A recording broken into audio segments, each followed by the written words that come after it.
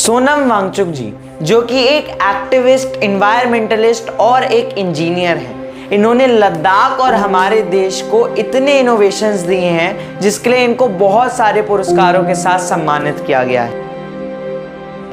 Artificial glacier इन्होंने बनाया ताकि लद्दाख के लोगों की पानी की समस्या खत्म हो जाए। इन्होंने ऐसे कैंप्स बनाए हमारी आर्मी के लिए ताकि वो ठंडी जगहों पर भी गर्म रह सके।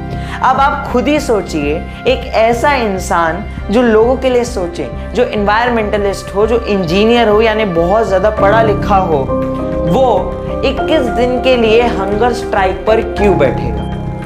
लद्दाख के लोगों ने एक डिमांड रखी हमारे सामने, जिस डिमांड की हम आगे बात करेंगे। एक नहीं 4 डिमांड्स रखी थी जिनकी आगे बात करेंगे, परंतु हमारी सरकार ने इन डिमांड्स को जिस तरह अनदेखा किया है ना, वो देखने लायक स्थिति थी, जिसकी बात भी हम आगे करने वाले हैं। आज की वीडियो में हम समझने की कोशिश करेंगे कि लद्दाख के लोग अब सड़कों पर क्यों हैं, लद्दाख के लोग प्रोटेस्ट क्यों कर रहे हैं और क्यों सरकार ने अपने ही द्वारा किया गया वादा निभाने से साफ साफ इनकार कर दिया है। सरकार ने लद्दाख में हो रहे प्रोटेस्ट को अनदेखा कर दिया है। आज की वीडियो में यही सब जानेंगे। चलिए चलते हैं एक ऐसी दुनिया में जहां सच बताएंगे और सच जैसे कि कड़वा होता है वैसे ही आपको कड़वा लगेगा। चलिए चलते हैं। हम किसी और पर दुख नहीं दे रहे हैं, पीड़ा नहीं दे रहे हैं, खुद को दे रहे हैं। यही तो गांधी जी का 7 अप्रैल है, रविवार है, छुट्टी का दिन है। हमारे सामाजिक कार्यकर्ता मार्च करें अपने अपने शहरों और राज्यों में जहां पर लद्दाख में प्रोटेस्ट क्यों हो रहे हैं। अगर हम समझें कि लद्दाख के लोग चाहते क्या हैं, तो हमें समझ आ जाएगा कि वो प्रोटेस्ट कर क्यों रहे हैं। क्योंकि वो अपनी डिमांड्स को पूरा करवाना चाहते हैं सरकार से। और देखने वाली बात यह है कि इनमें से 1 या 2 डिमांड्स तो सरकार ने यानी बीजेपी ने अपने खुद के मैनिफेस्टो में इंक्लूड करी थी 2019 के।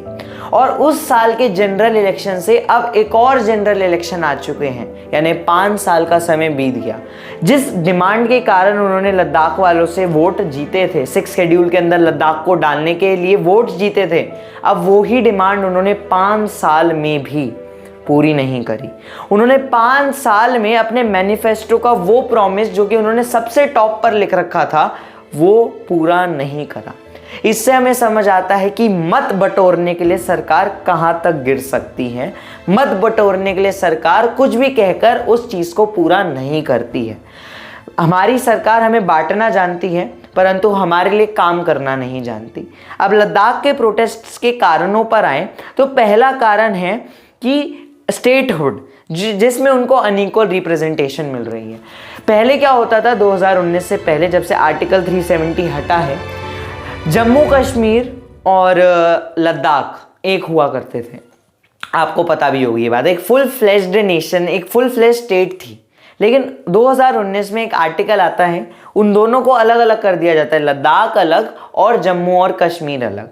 परंतु इसके कारण जहाँ पे लद्दाख की पॉपुलेशन 3 लाख से भी कम है, उन्हें लगता है कि जम्मू और कश्मीर के स्ट्रक्चर के नीचे, जम्मू और कश्मीर के स्ट्रक्चर में वो मार्जिनलाइज फील कर रहे हैं। उनको लगता है कि अगर उन्हें स्टेटहुड मिल जाएगा, तो इससे उनको डेडिकेटेड लेजिस्लेचर और लोकल अफेयर्स के ऊपर कंट्रोल मिल जाएगा।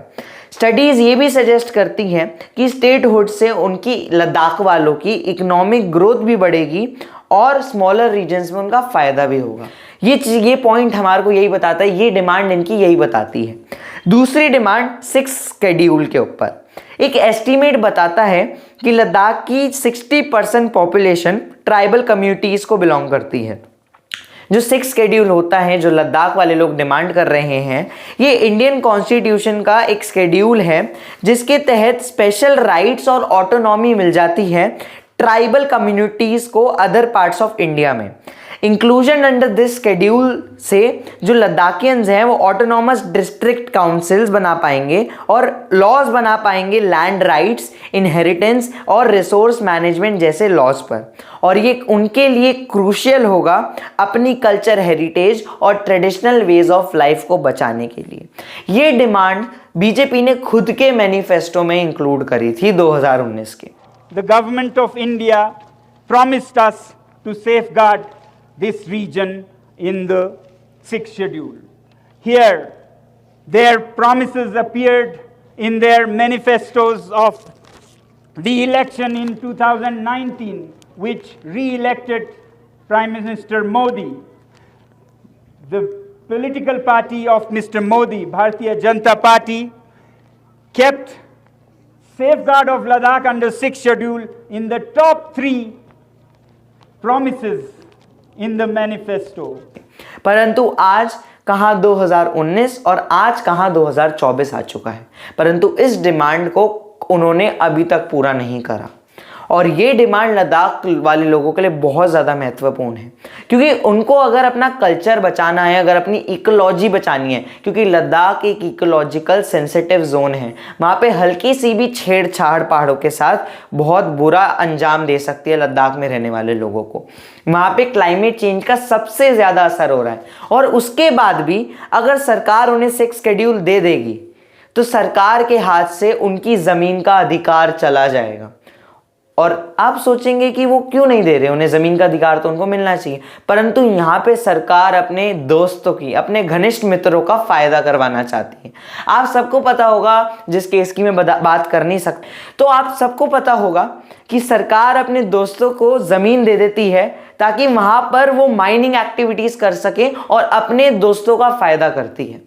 परंतु हमारा क्या हो रहा है, हमारा तो नुकसान हो रहा है। जो लद्दाख में रहने वाले लोग हैं उनके लिए वो पहाड़ कितने प्यारे होंगे। लद्दाख में इतने सारे इंडेंजर्ड स्पीशीज ऑफ एनिमल्स पाए जाते हैं। लद्दाख के लोगों का कल्चर इतना ज़्यादा डाइवर्स है, इतना ज़्यादा प्यारा है कि बाहर से लोग लद्दाख का कल्चर विटनेस करने आते हैं।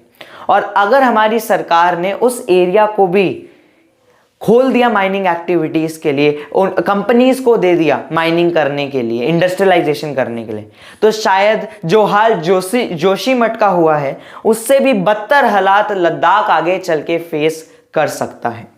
आगे बढ़ते हैं हमारी तीसरी डिमांड पर, जो कि है जॉब रिजर्वेशंस के ऊपर। डेटा की बात करें लद्दाख के अनएम्प्लॉयमेंट रेट का, वो तो लिमिटेड है क्योंकि सरकार ने कोई ज़्यादा डेटा नहीं दिया है लद्दाख के अनएम्प्लॉयमेंट के ऊपर, लेकिन नेशनल ट्रेंड सजेस्ट करते हैं कि हायर अनएम्प्लॉयमेंट रेट जो हैं वो रिमोट एरियाज़ में होते हैं। लद्दाखियंस को यानी लद्दाखियंस महसूस करते हैं कि जो आउटसाइडर्स हैं वो लोकल जॉब्स को भर रहे हैं आकर। जो जॉब रिजर्वेशंस हैं लद्दाखी रेजिडेंट्स के लिए सरकारी पोजीशंस पर और इंडस्ट्रीज़ में, वो उन्हें फेयर डिस्ट्रीब्यूशन देगी अपॉर्चुनिटीज़ का और लोकल पॉपुलेंस को एम्पावर करेगी। यानी उनको रिजर्वेशन चाहिए लोकल जॉब्स में, गवर्नमेंटल जॉब्स में लद्दाखियंस को, ताकि कोई बाहर वाला आके हमारी जॉब ना छीन ले। और चौथा, लिमिटेड रिप्रेजेंटेशन। बात करें लद्दाख की तो उनके पास केवल एक सीट है लोकसभा के अंदर, जो कि लोअर हाउस होता है पार्लियामेंट का। ये सब हमने पढ़ा हुआ है सिविक्स के अंदर। जो इससे हमें समझ आता है कि उनको स्मॉलर वॉइस मिल रही है, यानी और उनकी आवाज़ को दबा दिया जा रहा है, उनको आवाज़ नहीं मिल रही अपनी चीज़ को रिप्रेजेंट करने के लिए। यानी उन्हें लोकसभा के अंदर केवल एक सीट मिल रही है, जिससे उनकी आवाज़ का कोई महत्व ही नहीं रह जाएगा। वो लोग चाहते हैं कि अगर उनकी पार्लियामेंट की रिप्रेजेंटेशन बढ़ जाए तो लद्दाख में रहने वाले लोगों को एक स्ट्रॉन्गर प्लेटफॉर्म मिलेगा अपने कंसर्न्स नेशनल लेवल पर रखने के लिए और अपने इंटरेस्ट पॉलिसी डिसीजंस में रखने के लिए, क्योंकि लद्दाख की एक सीट से उनको कोई डिसीजन में उनका रोल ही नहीं रह गया। आगे की बात करें तो लद्दाख के प्रोटेस्ट केवल इकोनॉमिक कंसिडरेशंस पे नहीं टिके हैं, जैसे कि आपको पता लग गई बात। यहाँ पर उनके अंदर, लद्दाख के लोगों के अंदर एक डीप सिटेड डिज़ायर है अपनी इकोलॉजी को बचाने के लिए, अपने इन्वायरमेंट को बचाने के लिए।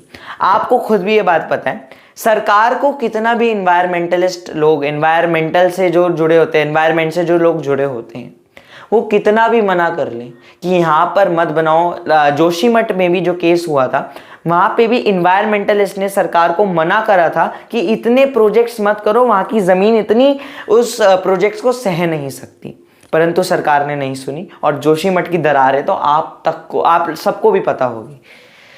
मतलब हमारी सरकार मुनाफा कमाने के लिए किस हद तक गिर सकती है, वो चीज़ आप सबके सामने आई होगी। लद्दाख के लोग क्या चाहते हैं, वो केवल इकोनॉमी से रिलेटेड चीज़ें नहीं चाहते, वो अपने कल्चर से रिलेटेड बहुत ज़्यादा सेंसिटिव हैं। वो अपने कल्चर को बचाना चाहते हैं, वो अपनी इकोलॉजी को बचाना चाहते हैं। ये रीजन जो कि फ्रेजाइल हिमालय का इकोसिस्टम है। आपको पता होगा हिमालय अभी भी बढ़ रहा है, नई माउंटेन्स है, इतना ज़्यादा कमज़ोर है हिमालयास कि ज़्यादा डेवलपमेंट से हिमालयास पूरा इकोसिस्टम खराब हो सकता है। और हमारी एक गलती किस पे भारी होगी? हमसे ज़्यादा जानवरों पर, पशुओं पर, पक्षियों पर। कितना ज़्यादा हम अपने लालच के लिए दूसरों को हार्म्स पहुंचा रहे हैं। आगे बढ़ें तो अगर डेवलपमेंट नहीं रोकी गई, पॉपुलेशन ग्रोथ को नहीं रोका गया, तो जो बैलेंस होता है प्रकृति का वो चरमरा जाएगा। ये बचपन से हम पढ़ते आ रहे हैं, प्रकृति ने अपना बैलेंस बना रखा है, और अगर हमने प्रकृति के इस बैलेंस के साथ कोई छेड़छाड़ करी तो प्रकृति हम पर भारी पड़ेगी। हमने इतने सारे पेड़ काटे, पहाड़ों पर लैंडस्लाइड्स बढ़ गई। हमने इतने सारे पेड़ काटे, बाढ़ आने लग गई। हमने इतना ज़्यादा बुरा करा प्रकृति के साथ, जिसे अब हर साल कोई ना कोई फ्लड्स आते हैं, हर साल कोई ना कोई ऐसी चीज़ें आती हैं जैसे हमारे ऊपर ही उस चीज़ का असर हो रहा है, हमारी अर्थव्यवस्था पर, हमारे लोगों पर उस चीज़ का असर हो रहा है। मृत्यु हो रही है लोगों की सिर्फ हमारी गलती के कारण, सिर्फ सरकार के दुष्ट विचारों के कारण, अपने दोस्तों को फायदा करने के कारण। आगे बात करें तो सोनम वांगचुक जी चाहते हैं कि एक सस्टेनेबल डेवलपमेंट हो उस एरिया में। वो चाहते हैं कि तरीके मिलें ताकि इकोनॉमिक अपॉर्चुनिटीज़ भी प्रमोट हो सके, परंतु एनवायरनमेंट भी सेव हो सके फ्यूचर जनरेशन के लिए। एक बहुत अच्छी स्टेटमेंट थी, we have not inherited this world from the past but we have borrowed this world from the future. सब बोलते हैं हमने अपनी पास्ट से, हमने अपने भूत से इन सारी जो रिसोर्सेज है उनको इनहेरिट करा है, परंतु ऐसा नहीं है। हमने सारे रिसोर्सेस को अपने भविष्य से उधार पर लिया है, और हमारा कर्तव्य है इस उधार को इंटरेस्ट के साथ, सूद समेत वापस लौटाना। हम जितने रिसोर्सेज उनके लिए बचाएंगे उतना ही वो आगे डेवलप कर पाएंगे। क्रूड ऑयल हम कितना इस्तेमाल करते हैं, आगे चल के बचेगा नहीं, वो क्या करेंगे? ये सब हम पढ़ते हैं, लेकिन इस चीज़ पर हम कभी विचार नहीं करते। और आगे बात करें तो लद्दाख के प्रोटेस्ट एक डेवलपिंग सिचुएशन में रहेंगे, जबकि गवर्नमेंट का रिस्पॉन्स अभी तक आया नहीं है, ढंग का कोई रिस्पॉन्स। ऐसा लगता है कि इन प्रोटेस्ट को आगे भी चलाना पड़ेगा जब तक गवर्नमेंट को जवाब नहीं देगी। दोस्तों, ये कहानी केवल एक लद्दाख की नहीं है, ये कहानी है हमारे देश में हो रहे घोटाले की। ये घोटाला केवल पैसों का घोटाला नहीं है, ये घोटाला है सरकार का हमारे पैसों का गलत इस्तेमाल करना, हमारे अधिकारों को हमसे छीनकर अपने घनिष्ठ मित्रों का फायदा करवाना, जंगलों को काटकर, जमीन को बेचकर, उन पर माइनिंग करवाकर इंडस्ट्रीज का फायदा करवाना, अपने दोस्तों का फायदा करवाना। और मीडिया, देखिए मीडिया किस तरह से इस टॉपिक पर बातचीत कर रही है। मीडिया में आपने शायद, जो लोग से मीडिया पे रिलाय रहते हैं, वो भी गोदी मीडिया पर रिलाय रहते हैं, उनको तो शायद इस चीज़ का पता भी नहीं लगेगा कि लद्दाख में कुछ हो रहा है। मणिपुर के हादसे को जिस प्रकार इग्नोर करा गया, जिस प्रकार उस पर ध्यान तक नहीं दिया गया, उसी प्रकार लद्दाख के प्रोटेस्ट पर भी सरकार ने कुछ ज़्यादा ध्यान नहीं दिया। आप खुद सोचिए, कोई एक इंसान होता है जो बहरा होता है, जो थोड़ा डेफ होता है, उसको भी अगर आप थोड़ा तेज चिल्ला के बोलोगे तो उसको सुनाई दे जाए, परंतु हमारी सरकार इस हद तक बहरी हो चुकी है कि उसको कुछ सुनाई भी नहीं देता, और इस हद तक अंधी हो चुकी है कि उसको कुछ दिखाई भी नहीं देता। इस वीडियो के लिए इतना ही। मिलते हैं आप सबसे अगली वीडियो में, जिसमें हम फिर से सरकारों की पोल खोलेंगे और ऐसी तमाम वीडियोस आप सबके सामने लाते रहेंगे। तब तक के लिए घर से बाहर निकलो, मजे करो, बाय बाय।